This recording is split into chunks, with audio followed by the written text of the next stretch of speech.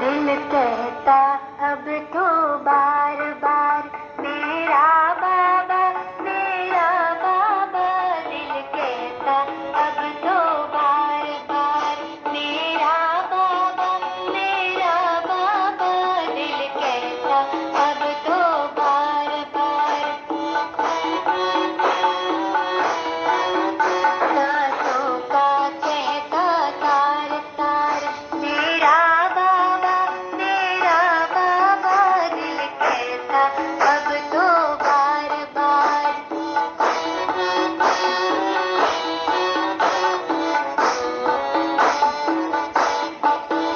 जाने ये कैसा जादू है, ये शब्द बड़ा सुस्वादु है, जिससे छलकता मधुरस है। ये बड़ा सरस है, सब रस है। कुछ है तो यही संसार सार मेरा बाबा, मेरा बाबा।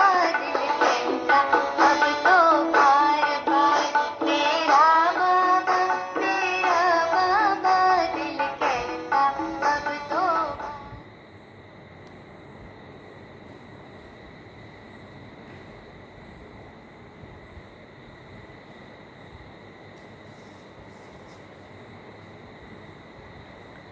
ओम शांति। बाबा गुड मॉर्निंग। आज बाबा के 18 सितंबर 2021 के महावाक्य हैं। बाबा ने सार में कहा, मीठे बच्चे, चैरिटी बिगिंस एट होम। अपने परिवार वालों को ज्ञान सुनाओ, अपने हमजिन्स का कल्याण करो। बाबा ने प्रश्न पूछा, किस श्रीमत का पालन करने वाले बच्चे अपनी अवस्था को एक रस बना सकते हैं? किस श्रीमत का पालन करने वाले बच्चे अपनी अवस्था को एक रस बना सकते हैं? तो बाबा ने उत्तर में कहा, अवस्था को एक रस बनाने के लिए बाप की श्रीमत है, बच्चे रोज सवेरे सवेरे उठकर बड़े प्यार से बाप को याद करो। अपने को आत्मा समझो और बाबा जो सुनाते हैं उसे सुनो। अगर याद नहीं करेंगे तो फालतू ख्यालात चलेंगे, व्यर्थ संकल्प आएंगे। इसलिए बाबा राय देते हैं, बच्चे रोज सवेरे सवेरे उठ अपने आप से प्रतिज्ञा करो कि चलते फिरते, खाते पीते, भोजन बनाते एक बाबा को ही याद करेंगे। ओम शांति। मीठे मीठे बच्चे जानते हैं कि रूहानी बाप है सभी रूहों का बाप, जो सबसे ऊंच से ऊंच है। उनको ही शिवाय नमः कहते हैं। फादर भी कहते हैं, वो रचयिता, वो बाप स्वर्ग का रचयिता है, जिसको पतित पावन ज्ञान का सागर कहा जाता है। अब तुम बच्चे समझते हो हम उनके साथ बैठे हैं, ये तुम बच्चों को समझाना है। जैसे कहीं पर एक गीता पाठशाला में एक कृष्ण का लंबा चित्र 6 फुट का था। अब श्री कृष्ण को तो वास्तव में छोटा बच्चा दिखाते हैं। अब 6 फुट लंबा इंसान सोचो, और एक तरफ से कृष्ण का बाल रूप। कहते हैं गीता का भगवान था, तो भला गीता किसने सुनाई, कब सुनाई? बचपन में सुनाई व 6 फुट का हुआ तब सुनाई। अब कृष्ण को तो बच्चा रूप ही दिखाते हैं ना, बाल रूप दिखाते हैं। बाबा के एक तरफ से कहीं पे बहुत लंबा 6 फुट का चित्र श्री कृष्ण का रखा था। अब कहाँ बचपन का उनका श्री कृष्ण का बाल लीला का वर्णन, और कहाँ 6 फुट का लंबा कृष्ण। अब कहते बचपन में गीता सुनाई या फिर लंबे 6 फुट वाले ने सुनाई? राधे और कृष्ण की जोड़ी थी। अब देखो श्री कृष्ण तो सतयुग का प्रिंस है ना, सतयुग में थोड़ी गीता ज्ञान सुनाया, वो तो उसकी तो जरूरत भी है। राधे कृष्ण की क्या लगती थी? राधे को भगवती तो श्री कृष्ण को भगवान कहते हैं। इन दोनों का क्या संबंध है ये भी किसी को पता नहीं है। श्री कृष्ण ने गीता का उपदेश दिया, परंतु कब दिया? जब तुम ऐसे ऐसे प्रश्न पूछेंगे तो मनुष्य समझ जाएंगे कि ये तो सिवाय ब्रह्मा कुमार कुमारियों की और कोई पूछ नहीं सकते। कोई भी बड़े बड़े राजाएं आदि जो भी हैं वो सन्यासियों को देखकर पांव जरूर पड़ेंगे, उनको पवित्र समझते हैं ना। तो किसी को भी पूछने की हिम्मत नहीं रहती है। तुम तो हिम्मत रखते हो, कहेंगे ब्रह्मा कुमारियों में इतना ज्ञान है जो बैठ करके रचता और रचना की इतनी नॉलेज देती हैं, उनकी बायोग्राफी सुनाती हैं। तुम पूछ सकते हो कि शिव जयंती मनाते हो, पूजा आदि भी करते हो, तो ज़रूर वो कभी आया होगा तब तो जयंती मनाई जाती है ना। वो कब आया? शिव बाबा तो है निराकार, उनको अपना शरीर नहीं है। शिव जयंती मनाते हैं तो ज़रूर शरीर में आया होगा ना। निराकार की जयंती कैसे हो सकती है? आत्मा तो अमर है। जयंती तब मनाई जाती है जब मरे और फिर जन्मे। आत्मा की तो जयंती नहीं होती है। हाँ, आत्मा तो ना मरती है तो ना जन्मती है, आत्मा तो दूसरा शरीर में जाती है। आत्मा तो अविनाशी है। ऐसे नहीं कहेंगे कि आत्मा की जयंती। शिव तो है निराकार, उनका चित्र लिंग का रखा जाता है। तुम बच्चों को ये ख्याल रहना चाहिए, यहाँ से अपने घर धंधे धोरी में जाने से ये बातें बुद्धि से निकल जाती हैं, चिंतन नहीं चलता। गुरुओं आदि की जंजीरों में भी बहुत फंसे हुए हैं। बात मत पूछो, अबलाएं बहुत भोली होती हैं। तुम उनसे पूछ सकते हो शिव जयंती मनाई जाती है, परंतु वो है कौन, क्या उसने क्या आकर किया, तब और कब आया। जयंती माना ही बर्थ, बर्थ माना जन्म। निराकार शिव का बर्थ मनाया, वो निराकार है तो फिर उनका बर्थ कैसे मनाया जाता है? निराकार माना जिसका नाम रूप कुछ भी नहीं है ना, बिंदु है, तो उसका जन्म ही नहीं है, तो फिर कैसे उनका बर्थ कैसे मनाएंगे? किस में आया? आत्मा शरीर से आत्मा शरीर में जाती है तो कहा जाता है जन्म हो गया। आत्मा जब गर्भ में प्रवेश करती है ना, शरीर पहले तैयार होता है, फिर उसमें आत्मा प्रवेश होती है, तो फिर क्या कहते हैं? उसका फिर जन्म हुआ। आत्मा तो आत्मा ही है ना, शरीर में प्रवेश करती है तो कहेंगे आत्मा ने शरीर लिया है पार्ट बजाने के लिए। वो तो है निराकार, उसने जन्म कैसे लिया, किस में आया? उनको तो परमात्मा कहा जाता है। ये किसी को भी पता नहीं है, भले बहुत शास्त्र आदि पढ़े हुए हैं, परंतु कुछ भी पता नहीं है। अभी तुम ज्ञान से भरपूर हो, अभी तुमको ज्ञान ही सुनाना है। कोई 2-3 वर्ष आते हैं, फिर अज्ञानता की प्रवेशता हो जाती है। बाबा फिर अज्ञान को निकालकर ज्ञान की धारणा कराते हैं। अभी तुम बच्चों को ज्ञान दिया जाता है, परंतु पुरुष ज्ञान में, स्त्री अज्ञान में, तो जैसे हंस बगुले बन जाएं। इसलिए पहले तो स्त्री को ज्ञान देना चाहिए। बाबा कहते हैं स्त्री पति को गुरु ईश्वर मानती है, तो स्त्री को गुरु की आज्ञा माननी चाहिए ना। यहाँ की बात है, वहाँ तो आज्ञा मानने ना मानने का सवाल ही नहीं है, सब प्यार से चलते हैं, वहाँ ऐसी कोई बात होती नहीं है। इसलिए बाबा कहते हैं चैरिटी बिगिंस एट होम। स्त्री ज्ञान में आती है, पति नहीं आता है, तो क्या कर सकती है? भूं भूं करनी है, बच्चों को भी भूं भूं करनी है। मतलब ये ज्ञान सुनाते रहना है, धीरे धीरे बात बात में। अपने हमजिन्स का कल्याण करें, उनको भी बताएं कि बाप को याद करो। अब लड़ाई सामने खड़ी है, बाबा आया हुआ है, मनुष्य पुकारते हैं हे पतित पावन आओ। जबकि पतित दुनिया का विनाश होना है, तो फिर तुम पतित क्यों बनते हो? माता ज्ञान में है और माता ज्ञान में है, तो माता का काम है अपने हमजिन्स का कल्याण करना। अभी तुम बाप से 21 जन्मों के लिए सारा राज्य लेते हो, तुमको कोई हाथ लगा ना सके, तुम सारे विश्व के मालिक बनते हो। फर्क तो देखो कितना है। ऐसे वर्षा देने वाले को कितना याद करना चाहिए। यहाँ तो बहुत ही जो सारे दिन में शिव बाबा को याद नहीं करते हैं, सारा दिन घर के धंधे धोरी के लफड़ों में ही रहते हैं। नहीं तो सवेरे उठकर बाप को बहुत प्रेम से याद करना चाहिए। बाबा आपसे हम प्रतिज्ञा करते हैं, आपसे हम वर्षा ज़रूर लेंगे। बाबा आप कितने मीठे हो। ऐसे बाबा से बातें करनी चाहिए। आपकी याद से हमारे विकर्म विनाश होंगे। अंदर में अपने से बात करना, उनको विचार सागर मंथन करना कहा जाता है। बाबा आपसे हम पूरा वर्षा लेकर ही छोड़ेंगे। अब हमको तमो प्रधान से सतो प्रधान ज़रूर बनना है, तब ही सतयुगी राज्य पाएंगे। बाबा आपको हम निरंतर याद करेंगे। 84 जन्मों में हमने कितने पाप किए हैं, कितना सिर पर बोझा है, इसलिए बाबा हम आपको बहुत याद करते हैं। ऐसे बाबा से रूरिहान करनी, बाबा से बातें करनी है। बाबा हम खाना पकाएंगे, घूमने जाएंगे तो भी आपकी याद में रहेंगे। ऐसे ऐसे बातें करते प्रतिज्ञा करेंगे तो विक्रम विनाश होते जाएंगे। बाबा हम भोजन बनाएंगे तो आपकी याद में बनाएंगे। हम आपको हमको सतो प्रधान ज़रूर बनना है। पता नहीं कल शरीर छूट जाए तो हम सतो प्रधान बनेंगे या नहीं। मौत का डर है ना। देखो बैठे बैठे कैसे मौत हो जाता है, आजकल तो पता ही नहीं चलता है अंदर क्या क्या हो रहा है, कुछ नहीं पता। हाँ, कल भी परसों एक भाई का 49 ईयर्स पूरा हुआ और बर्थडे मनाया, और 12 तारीख मना परसों 12 तारीख को बर्थडे मनाया और 13 तारीख को 49 ईयर्स कंप्लीट हुआ। 13 तारीख को 50 ईयर्स रनिंग हुआ।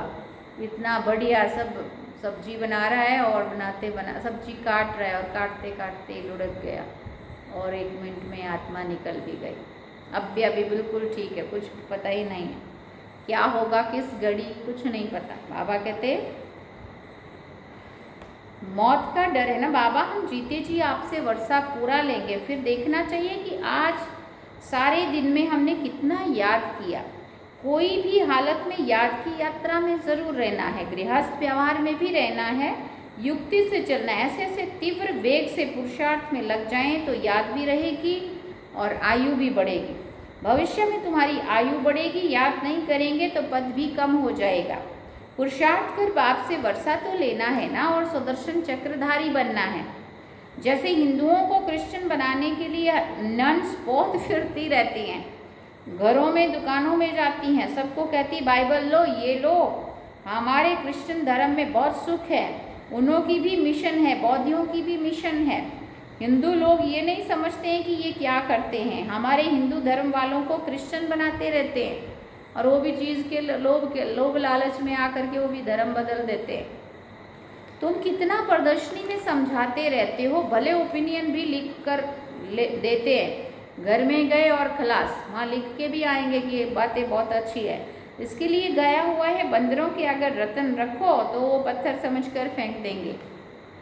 इतनी ऊंची बातें ज्ञान की है, लेकिन जिसको समझ में नहीं आती उसके लिए तो ये पत्थर ही है। जिसको समझ आ गई, इनकी वैल्यू पता चली, उनके लिए ये रत्न है। तो ये भी अविनाशी ज्ञान रत्न पत्थर समझकर फेंक देते हैं। ये तो कुछ भी समझते नहीं हैं। हाँ, जो इस धर्म वाले होंगे उनको झट से टचिंग हो जाएगा, टच होगा। बात बहुत सहज है। बाप स्वर्ग का रचयिता है। बाप भारत में आते भी एक ही बार है। बाप कहते मुझ पतित पावन को बुलाते आए हो, अब मैं आया हूँ तुमको स्वर्ग का मालिक बनाने। तुम कहते भी हो हम इस भ्रष्टाचारी सृष्टि को श्रेष्ठाचारी बनाकर ही छोड़ेंगे। अभी तो सब नरकवासी हैं। तुम भी अभी शिव बाबा की श्रीमत पर हो। शिव भगवान उवाच में तुमको स्वर्ग का मालिक, राजाओं का राजा बनाता हूँ। गीता में बड़ा अच्छा लिखा हुआ है, कहते हैं मैं इन साधुओं आदि का उद्धार करने आता हूँ। तो ये उन्हों को भी सुनाना चाहिए ना। पुकारते भी हैं पतित पावन सीताओं के राम, अब इसका अर्थ भी समझते नहीं हैं। सब है भक्तियाँ अथवा सीताएं, वो पुकारती हैं हे राम आकर हम सीताओं का उद्धार करो। फिर कहते हैं रघुपति राघव राजा राम। वास्तव में राजा राम की बात नहीं है, मुख्य भूल है ये जो शिव के बदले श्री कृष्ण का नाम डाल दिया है। पूछना चाहिए श्री कृष्ण व राम को काला क्यों दिखाया है। सतयुग त्रेता में है ही सुंदर, फिर शाम होते हैं। पहले है गोल्डन एज, सिल्वर एज, फिर कॉपर, आयरन एज। इस समय है आयरन एज। गोल्डन एज थी तो कितना मान था। तो युक्ति से जाकर समझाना चाहिए। वो कोई इतना जल्दी अपना हाथ नहीं छोड़ेंगे। अब जिन्होंने जन्म जन्मांतर से ये बातें सारी भक्ति की सुनी हुई है, वो एकदम तो निश्चय नहीं करेंगे ना। झाड़ की आयु भी बड़ी होती है तो झाड़ जड़ जड़ी भूत अवस्था को पाता है। आयु तो इस दुनिया की भी है ना, नई दुनिया और पुरानी दुनिया। ओल्ड माना कलयुग और ओल्ड माना कलयुग, तमो प्रधान दुनिया, इसमें एक भी सतो प्रधान नहीं हो सकता। अब तमो प्रधान को खलास होना है। नई दुनिया कौन स्थापन करेंगे? पूछ रहे बाबा, नई दुनिया कौन स्थापन करेंगे? वही बाप करेंगे। कब करेंगे? अभी इस समय कर रहे हैं। ऐसे नहीं कि प्रलय होती है, बाप को पुकारते ही तब है जबकि पतित होते हैं, फिर कहते हैं आकर पावन बनाओ। आएंगे तो जरूर पुरानी दुनिया में ना। पतित पावन कहते हैं तो जरूर अंत में ही आएंगे ना। खुद कहते हैं मैं कल्प कल्प कल्प के संगम युगे आता हूँ पावन दुनिया बनाने के लिए। अभी है संगम युग, अभी बाप सबको सदगति में ले जाते हैं। तो ऐसे बाप की श्रीमत पर चलना चाहिए ना। अपनी अवस्था को जमाना है। सवेरे सवेरे उठकर बाप को याद करना चाहिए। अपने को आत्मा समझना है, ये शरीर के ऑर्गन्स हैं।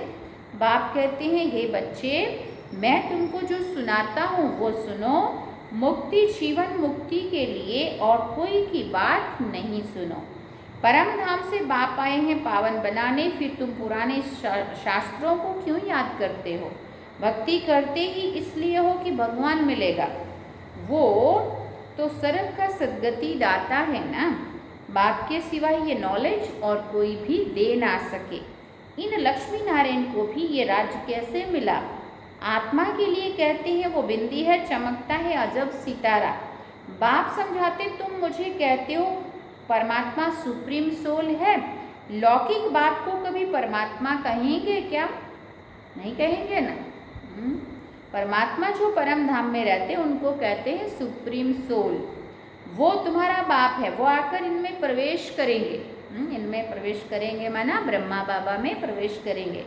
गुरु शिष्य की बाजू में बैठेगा ना। ये बातें कोई शास्त्रों में नहीं है। अभी तुम जानते हो वो हमारा बाप है। 5000 वर्ष पहले भी बाप ने राजयोग सिखाया था कि मुझे याद करो और विष्णुपुरी को याद करो, तो जरूर संगम में ही कहेंगे ना। सतयुग में था एक धर्म, तो जरूर फिर एक धर्म होगा ना।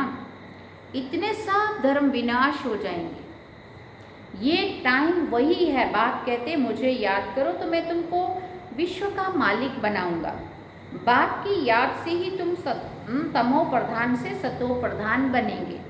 बाप कहते हैं जो बच्चे अच्छी सर्विस करते हैं मैं उनको याद करता हूँ क्योंकि मेरे मददगार हैं।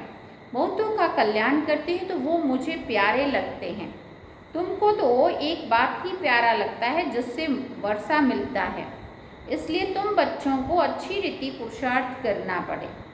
याद की यात्रा में रहना है। बहुत फालतू ख्यालात भी आएंगे। देखो बाबा कहते बहुत फालतू ख्यालात भी आएंगे। भक्ति मार्ग में अपने को मारते भी हैं। हमको शिव का दर्शन हो, बहुत मेहनत करते हैं दर्शन के लिए। यहाँ तुम समझते हो बाप की याद से पाप कट जाएंगे और 21 जन्म के लिए वर्षा मिलेगा। दर्शन होने से कोई पाप नहीं कट जाते। बाप जो विश्व का मालिक बनाते हैं उनको तो बहुत प्रेम से याद करना चाहिए। अभी तुम्हारी बुद्धि में है कि हम क्या बन रहे हैं, दूसरे जन्म में हम ये जाकर जरूर बनेंगे। ये कॉलेज ही है सतयुग का प्रिंस प्रिंसेस बनने का। बाप आकर धर्म के साथ डीटी किंगडम भी स्थापन करते हैं। बाप आकर धर्म के साथ डीटी किंगडम भी स्थापन करते हैं। अच्छा, मीठे मीठे सिकिलदे बच्चों प्रति माता पिता बाप दादा का याद प्यार और गुड मॉर्निंग। रूहानी बाप की रूहानी बच्चों को नमस्ते। हम रूहानी बच्चों की रूहानी माता पिता बाप दादा को दिलवा जान सीखवा प्रेम से याद प्यार गुड मॉर्निंग नमस्ते थैंक्स बाबा। अब धारणा के लिए मुख्य सार है। पहला पॉइंट, बाप ने मुक्ति जीवन मुक्ति के लिए जो भी ज्ञान की बातें सुनाई है वही सुननी और धारण करनी है, बाकी सब भूल जाना है। अपना और अपने लौकिक परिवार का कल्याण करना है। अपना और अपने लौकिक परिवार का कल्याण करना है। दूसरी बात, व्यर्थ ख्यालातों को समाप्त करने के लिए सवेरे सवेरे उठ विचार सागर मंथन करना है। याद की यात्रा में लगे रहना है। वरदान है, तीनों कालों को सामने रख हर कार्य में सफल होने वाले सदा विजयी भव। तीनों कालों को सामने रख हर कार्य में सफल होने वाले सदा विजयी भव। लौकिक रीति में भी जो समझदार होते हैं वो आगे पीछे सोच समझकर फिर कदम उठाते हैं। या ऐसे यहाँ भी आप बच्चे जब कोई कार्य करते हो तो पहले तीनों कालों को सामने रखकर फिर करो। फिर वर्तमान को नहीं देखो, सिर्फ वर्तमान को नहीं देखो, बेहद की समझ धारण करो और विजयीपन के निश्चय के आधार पर व त्रिकालदर्शीपन के आधार पर हर कर्म करो व हर बोल बोलो, तब कहेंगे अलौकिक व असाधारण। स्लोगन में बाबा ने कहा, हद के किनारों को छोड़ एक बाप को सहारा बना लो तो पार हो जाएंगे। हद के किनारों को छोड़ एक बाप को सहारा बना लो तो क्या होगा? पार हो जाएंगे। अच्छा, ओम शांति। ये थे आज के बाबा के महावाक्य जो हम सब ने सुने। बाबा ने सार में कहा, मीठे बच्चे, चैरिटी बिगिंस एट होम। अपने परिवार वालों को ज्ञान सुनाओ, अपने हम जीन्स का कल्याण करो, अपने हम जीन्स का कल्याण करो। ये थे आज के बाबा के महावाक्य। अब हम बाबा को याद करते हैं।